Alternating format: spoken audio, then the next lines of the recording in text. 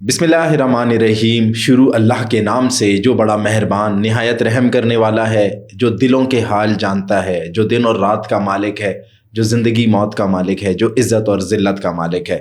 وزیر اعظم پاکستان میاں شہباز شریف آج کوئٹہ آئے ہوئے ہیں وفاقی وزراء کے ہمراہ۔ ان کے ہمراہ ڈپٹی وزیر اعظم اسحاق ڈار، ان کے ہمراہ اسپیکر ایاز صادق، احسن اقبال اور دیگر وفاقی وزراء ان کے ہمراہ ہیں۔ آج ان کا بلوچستان آمد کا مقصد بلوچستان میں ترقیاتی منصوبوں کا افتتاح کرنا ہے، بلوچستان کی عوام کو یہ اعتماد دینا ہے کہ وفاقی حکومت صوبائی حکومت کے ساتھ ہے، وفاقی حکومت کا پورا تعاون صوبائی حکومت کے ساتھ ہے، اور وفاقی حکومت بلوچستان میں ترقی کے عمل کو انشاءاللہ تیز کرے گی، اپنا بھرپور کردار ادا کرتی رہے گی۔ آج وزیر اعظم پاکستان میاں شہباز شریف دانش اسکولوں کا افتتاح کر رہے ہیں۔ بلوچستان کے مختلف اضلاع میں دانش اسکول بننے جا رہے ہیں، جہاں پر بلوچستان کے بچے علم حاصل کریں گے، تعلیم حاصل کریں گے اور بلوچستان کی ترقی میں اپنا کردار ادا کریں گے۔ اس کے علاوہ وزیر اعظم پاکستان میاں شہباز شریف N25 کراچی تک چمن شاہراہ کا بھی افتتاح کرنے جا رہے ہیں، اس کی بھی ارتھ بریکنگ سیریمنی ہے۔ یہ ایک بہت بڑی اچیومنٹ ہے وفاقی حکومت کی، اور اس کا کریڈٹ صوبائی حکومت کو جاتا ہے۔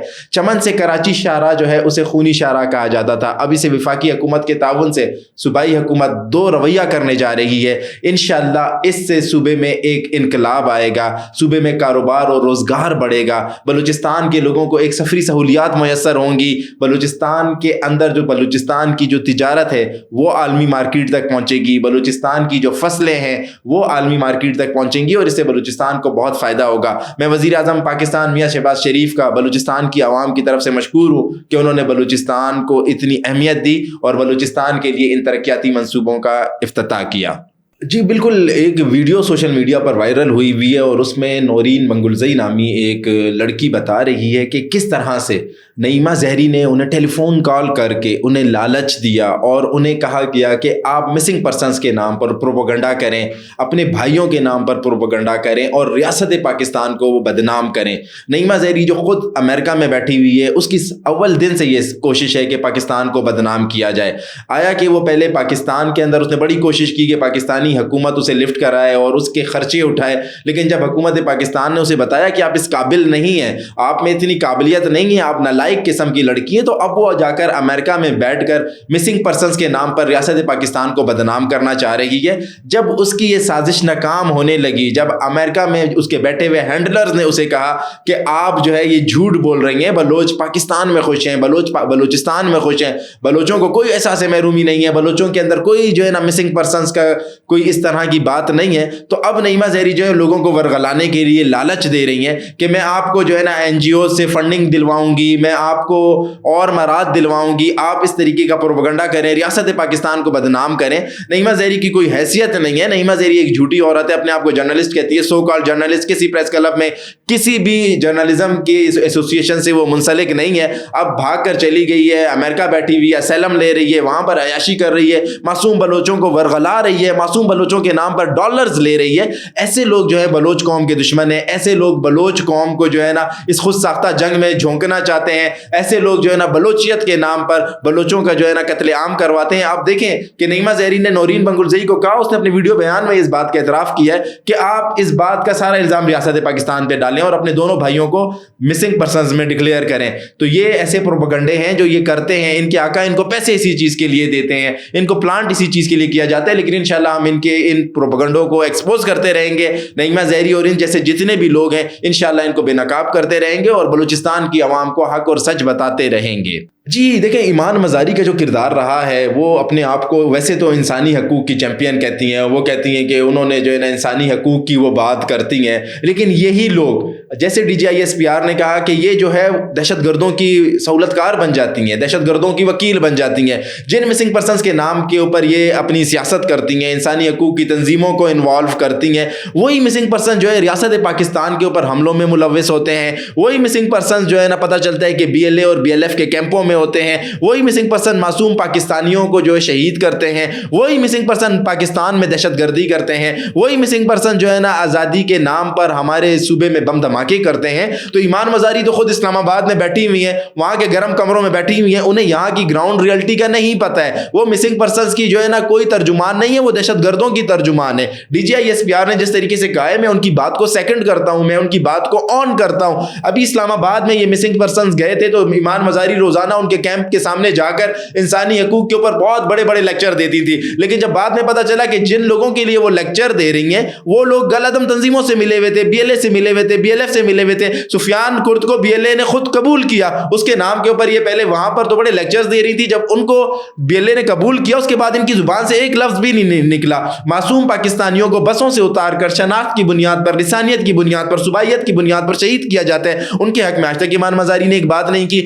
وہ مسنگ پرسن جو بعد میں ڈکلیئر ہوتے ہیں کہ وہ دہشت گرد ہیں, ان کے حق میں یہ بات کرتی ہیں. اب آپ بتائیں ہم انہیں اور کیا کہیں؟ یہ ان کا دوغلا پن نہیں ہے, ان کی منافقت نہیں ہے کہ یہ مسنگ پرسنز کے نام پر جو ہے دہشت گردوں کو سپورٹ کر رہی ہوتی ہیں. میں سمجھتا ہوں کہ ایمان مزاری وکیل ہوں گی, اپنے لیے ہوں گی, لیکن جس طریقے سے بلوچستان میں یہ دہشت گردی پھیلاتے ہیں, اس کی یہ کیوں مذمت نہیں کرتی ہیں اور کیوں ان کی یہ وکیل بنی رہتی ہیں ہمیشہ؟ دیکھیں جی, یہ شدت پسند تنظیمیں جو ہیں یہ اب بلوچ عوام کو نقصان پہنچا رہی ہیں, یہ بلوچ عوام کا قتل عام کر رہی ہیں, یہ بلوچ عوام کو جو ہے نا اب مار کر کہتی ہیں کہ یہ ریاست کے اعلی کار تھے, یہ ریاست کے مخبر تھے.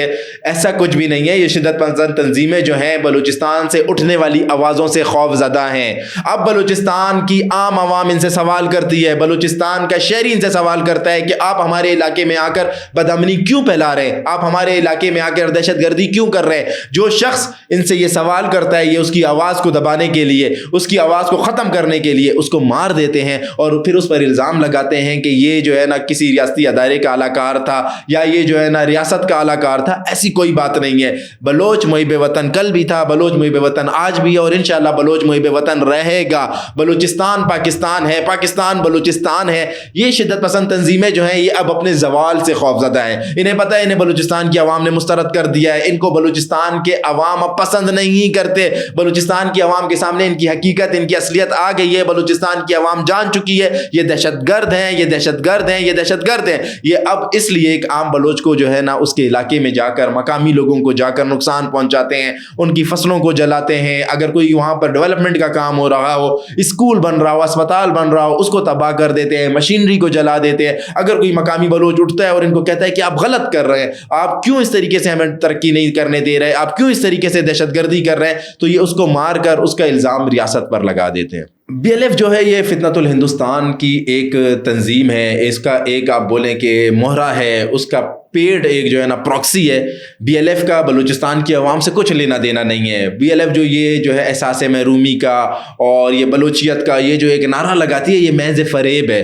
بی ایل ایف جو ہے اسے پوری پراپر فنڈنگ مل رہی ہے. اس کے جو آقا ہیں, بھارت ہے, ہندوستان ہے, وہ اسے فنڈنگ کرتا ہے کہ آپ نے جا کر معصوم بلوچستانیوں کو قتل عام کرنا ہے, معصوم بلوچستانیوں کو مارنا ہے, بلوچستانیوں کے دل میں ایک ایسا خوف پیدا کرنا ہے. بی ایل ایف کے بارے میں سب کو پتہ ہے. دیکھیں آج تک بی ایل ایف نے جتنی کارروائیاں کی اور انہیں قبول کیا ہے وہ ساری کارروائیوں کا نقصان بلوچستان کے لوگوں کو ہوا ہے, بلوچستان کی عوام کو ہوا ہے. بی ایل ایف ہو یا بی ایل ایف کے سربراہ ہوں, یہ بھارتی ایجنٹ ہیں, یہ بھارتی پراکسی ہیں, یہ بھارتی ٹکڑوں پہ پلنے والے لوگ ہیں.